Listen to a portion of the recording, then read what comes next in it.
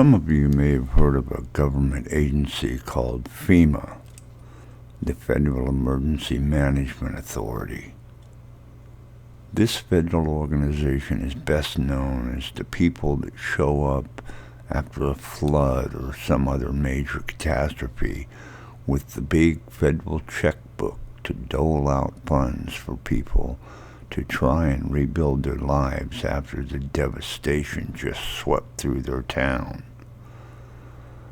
But that's only a small portion of what their mandate and their authority actually is.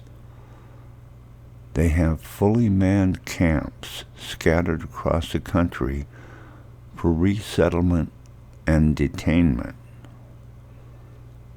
Why would free American citizens need to be resettled or detained?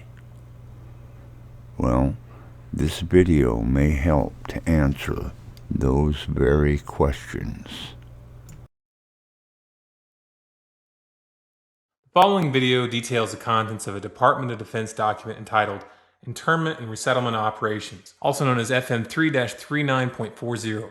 The document is 325 pages long and it is signed by Joyce E. Morrow, Administrative Assistant to the Secretary of the Army. It was created in 2010, however, it has just been recently leaked to the public via the internet and can now be downloaded from multiple sources. In the description below, you'll find a download link for the document. I strongly encourage you to download it yourself and to verify everything that's being said here. The document outlines military procedures for internment and resettlement of civilians, and it describes the layout and the administration of these internment camps. It clearly states on page 38 that it applies within U.S. territory, and it specifically addresses the detainment of U.S. citizens, as is indicated by the identification procedures for new prisoners on page 146, which states that social security numbers are to be recorded alongside their photograph and fingerprints. Included in the list of organizations which may be involved in these internment operations are the Department of Homeland Security, FEMA, the Department of Defense, and the United Nations. On page 56, the document outlines the responsibilities of psychological operations officers within the camps, among which it states that a PSYOP officer develops and executes indoctrination programs to reduce or remove antagonistic attitudes and identifies political activists. On page 281, the document goes into more detail regarding the role of psychological operations within the camps, specifically in regards to pacifying the population and ensuring cooperation.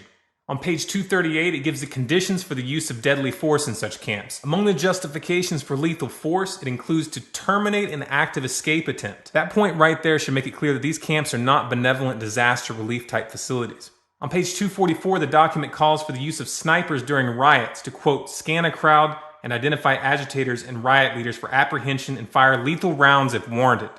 On page 260, it shows the basic layout for a facility focusing on detainment. It is depicted with interrogation areas, tribunal areas, and mortuaries. Each detainment facility is designed to hold 4,000 prisoners, and they are depicted with multiple levels of barbed wire separating compartments within the facilities, with a double barbed wire fence enclosing them, and watched over by 24 guard towers. On page 261, the document depicts the layout for what they call civilian resettlement facilities, which are designed to house 8,000 people. Though it uses the word resettlement, the plans show multiple levels of barbed wire dividing the sections of the facility, with double barbed wire fencing on the outside, as well as 16 guard towers.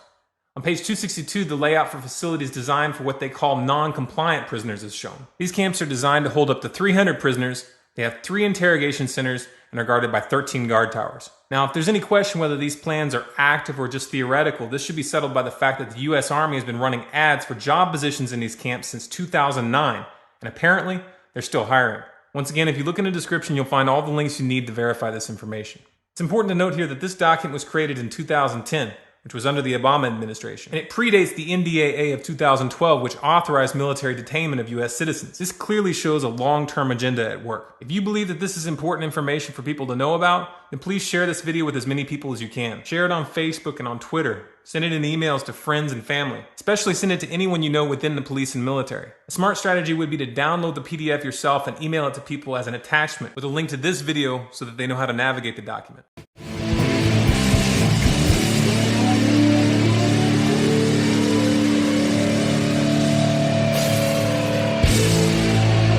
Don't forget to like and hit that subscribe button.